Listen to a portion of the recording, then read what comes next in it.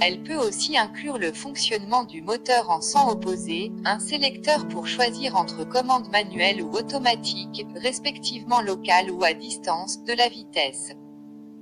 L'interface dispose d'un affichage donnant des informations sur le statut du moteur. Des touches permettent à l'utilisateur de communiquer avec l'interface. Des ports d'entrée ou sortie sont souvent fournis pour connecter d'autres périphériques, signaux.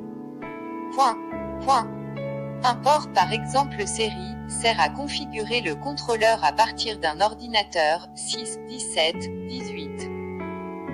Cadran de fonctionnement d'un moteur asynchrone modifié.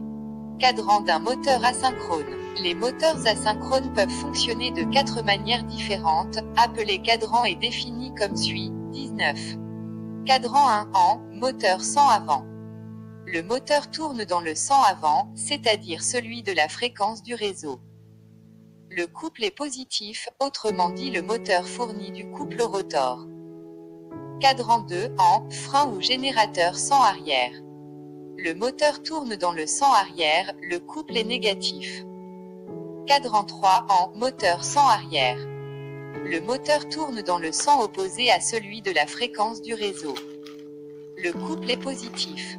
Cadran 4 en, frein ou générateur sans avant. Le moteur tourne dans le sens avant, mais le couple est négatif, le moteur freine le rotor.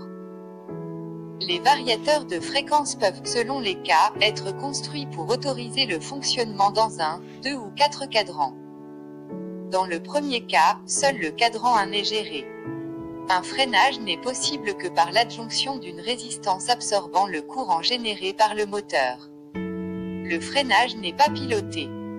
Les ventilateurs ou les pompes centrifugeuses utilisent ce genre de fonctionnement. Si les cadrans 1 et 2 sont gérés,